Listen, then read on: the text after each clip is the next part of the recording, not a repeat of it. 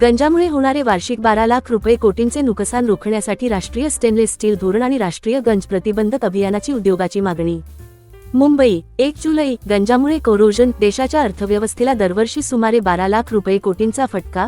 वाढती आयात आणि उत्पादन क्षमतेचा अपुरा वापर या पार्श्वभूमीवर भारतीय स्टेनलेस स्टील उद्योगाने केंद्र सरकारकडे राष्ट्रीय स्टेनलेस स्टील धोरण नॅशनल स्टेनलेस स्टील पॉलिसी आणि राष्ट्रीय गंज प्रतिबंधक धोरण नॅशनल अँटी कोरोजन पॉलिसी जाहीर करण्याची मागणी केली आहे. यामुळे देशांतर्गत उत्पादनाला चालना मिळेल, कच्च्या मालाची उपलब्धता सुनिश्चित होईल आणि पायाभूत सुविधांमध्ये गंजरोधक साहित्याचा वापर वाढेल, असे उद्योग क्षेत्राचे मत आहे. Indian stainless steel development association ISSDA आणि global stainless steel expo GSSE यांच्यातील धोरणात्मक भागीदारीची घोषणा विर्गो कम्युनिकेशन्स अँड एक्झिबिशन्स प्राध्यापक ली यांच्या वतीने आयोजित कार्यक्रमात करण्यात आली. यावेळी उद्योग क्षेत्रातील तज्ज्ञांनी सांगितले की भारताची स्टेनलेस स्टील उत्पादन क्षमता सुमारे 75 लाख टन असून त्यापैकी केवळ 60 ते 65% क्षमतेचाच वापर होत आहे. दुसरीकडे देशांतर्गत मागणीपैकी 25 ते 28% गरज आयातीतून, विशेषतः चीनमधून, भागविली जात आहे. यावेळी ISSDA चे अध्यक्ष राजामणी कृष्णमूर्ती म्हणाले की भारताकडे जागतिक स्तरावरील स्टेनलेस स्टील उत्पादन केंद्र बनण्याची क्षमता आणि तांत्रिक कौशल्य आहे. मात्र त्यासाठी स्वतंत्र धोरणात्मक पाठबळ आवश्यक आहे. ते म्हणाले, स्टेनलेस स्टील उद्योगासमोर आज 2 प्रमुख आव्हाने आहेत: स्वस्त आयात आणि स्वतंत्र धोरणाचा अभाव. स्टेनलेस स्टीलचा समावेश अजूनही सामान्य स्टील उद्योगात केला जातो, मात्र त्याची उत्पादन प्रक्रिया, कच्चा माल आणि वापराची क्षेत्रे पूर्णपणे वेगळी आहेत. स्वतंत्र राष्ट्रीय स्टेनलेस स्टील धोरणामुळे कच्च्या मालाची सुरक्षितता, गुंतवणुकीला प्रोत्साहन आणि मूल्यवर्धित स्टेनलेस स्टील उत्पादनात भारताला जागतिक नेतृत्व मिळविण्यास मदत होईल. कृष्णमूर्ती यांनी सांगितले की भारतात दरडोई स्टेनलेस स्टीलचा वापर केवळ 3.5 किलो असून जागतिक सरासरी 6 ते 7 किलो आहे. जर भारताने केवळ जागतिक सरासरी गाठली तर अतिरिक्त 30 ते 40 लाख टन उत्पादन क्षमतेची गरज निर्माण होईल. केंद्र सरकारकडून पायाभूत सुविधा, रेल्वे, शहरी विकास, अक्षय ऊर्जा आणि उत्पादन क्षेत्रावर होत असलेल्या गुंतवणुकीमुळे स्टेनलेस स्टील टिकाऊ आणि दीर्घकालीन पायाभूत सुविधा उभारण्यात महत्त्वाची भूमिका बजावू शकते. यामुळे रोजगार आणि गुंतवणुकीलाही मोठी चालना मिळेल, असे ते म्हणाले. गंजामुळे होणाऱ्या आर्थिक नुकसानीबाबत बोलताना कृष्णमूर्ती म्हणाले की भारताच्या सकल देशांतर्गत उत्पन्नाच्या GDP सुमारे 4%, म्हणजे जवळपास 12 लाख रुपये कोटींचे नुकसान दरवर्षी सार्वजनिक पायाभूत सुविधा, वाहतूक व्यवस्था, औद्योगिक मालमत्ता आणि सार्वजनिक उपयुक्तता सेवांमध्ये गंजामुळे होते.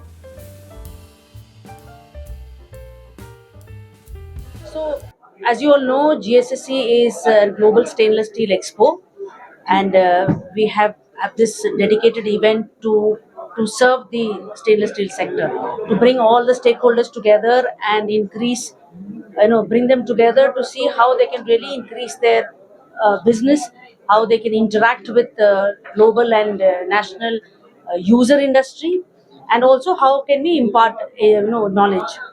So we feel coming together of ISDA and Virgo is very, very significant, because together we will be using ISDA's expertise as an industry leader, as an apex body, and their expertise to bring it together, and also our experience of organizing exhibition, which will together help the stainless steel industry to expand.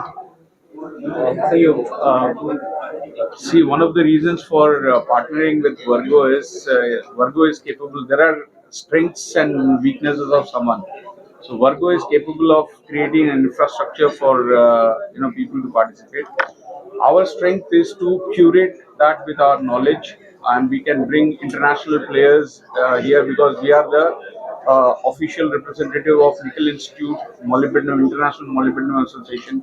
And we are a member of World Stainless, and you would have seen our NSE list, where Tim Collins is also a member of this NSE, who is the World Stainless Secretary General. So we wanted to bring, and not only that, the inroads into the government, because government normally shakes hands with a non-profit body or industry body. So we wanted to encash that particular opportunity through ISDA, where we have got the support of Ministry of Steel, our parent ministry. We got the support of Commerce. Commerce has also confirmed, since their confirmation came just the same, so we couldn't print their logo on that. We have got a confirmation from MSME ministry. We are waiting confirmation from railways.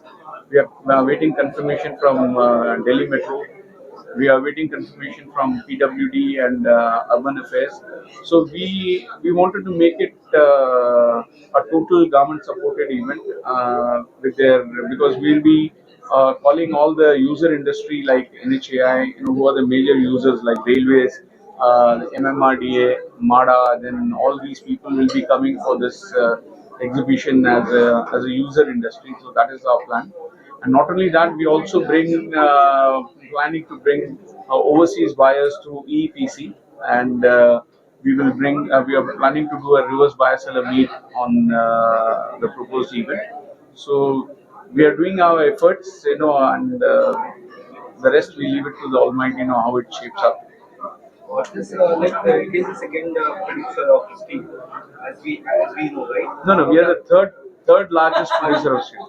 Sir थोड़ा हिंदी में बता देंगे कि जो बताया स्थान के कार्यक्रम हम जो आज कर रहे हैं, ये कार्यक्रम का मेन उद्देश्य क्या है? जैसे दो बड़ी बॉडी साथ में आ रही है और देश में जिस तरह से स्टेनलेस स्टील की जो खपत हो रही है उसको बढ़ाने की तरफ क्या उद्देश्य है, उसके ऊपर थोड़ा सा जोर डालेंगे सर। देखिए जी, मैं एक चीज मानता हूँ कि दो दिमाग हमेशा एक दिमाग से बहुत अच्छी होती है और ताकतवर होती है। तो वर्गो का अपना एक क्रेडेंशियल्स है और स्ट्रेंथ है, और इंस्टा का अपना एक क्रेडेंशियल्स है और स्ट्रेंथ है। तो इन दोनों को हमने साथ में लिया उसको और भी अच्छा करने के लिए, क्योंकि वर्गो एक मार्केट प्लेस प्रोवाइड कर सकती है, एक अपॉर्चुनिटी प्रोवाइड कर सकती है मेंबर्स के लिए। हम उनको यूजर्स लेके आके देख सकते हैं, हम उनको इंटरनेशनल प्लेयर्स से, जो फॉरेनर्स हैं, उनसे उनका जो बेस्ट प्रैक्टिसेस है वो हम लेके आके दे सकते हैं कि हमको क्या करना है। हम अभी बहुत सारे एप्लीकेशंस में स्टेनलेस स्टील को यूज कर रहे हैं, तो उसको स्ट्रेंथन करेंगे, उसका एक उद्देश्य है। और दूसरा, बहुत सारे एप्लीकेशंस हैं जहां पर स्टेनलेस स्टील यूज ही नहीं हो रहा है, उन लोगों को पता नहीं कि स्टेनलेस स्टील यहाँ पर यूज हो सकता है। तो उसके बेसिस पे हमारी ये कोशिश रहेगी कि उस न्यू एप्लीकेशंस को हम एक्सप्लोर करें और उसमें स्टेनलेस स्टील का ग्रोथ बढ़ाएं। सर देश में जो आप बोल रहे हैं एक लॉस हो रहा है कोरोजन के चलते, उसको लेके क्या नीति बनानी चाहिए सरकार को? देखिए, अगर आपने टेनिस फॉलो किया तो उसमें दो टर्म यूज करते हैं, एक अनफोर्स्ड एरर और एक फोर्स्ड एरर। अनफोर्स्ड एरर जो है वो अपने हाथ में नहीं है, जैसे आपका हो गया भूकंप हो गया, साइक्लोन हो गया, जिसके चलते मैंने कोई गिर गया, तो वो अपने हाथ में नहीं है। जो भी डैमेज होगा उसके थ्रू से जहाँ डैमेज होगा वो अपने हाथ में नहीं है। बट जो अपने हाथ में है, जिसको हम सही कर सकते हैं, वो है कोरोजन। क्योंकि कोरोजन क्यों होता है? कोरोजन, अगर आप कोस्टल एरिया में नॉर्मल माइल्ड स्टील को यूज करेंगे तो कोरोजन होगा। कोरोजन के लिए कोरोजन प्रोटेक्शन जो स्टेनलेस स्टील है उसको यूज करना चाहिए उस एरिया में। सो यूसेज ऑफ मटेरियल बहुत ही अनिवार्य है इस कोरोजन को बचाने के लिए, कोरोजन से बचने के लिए।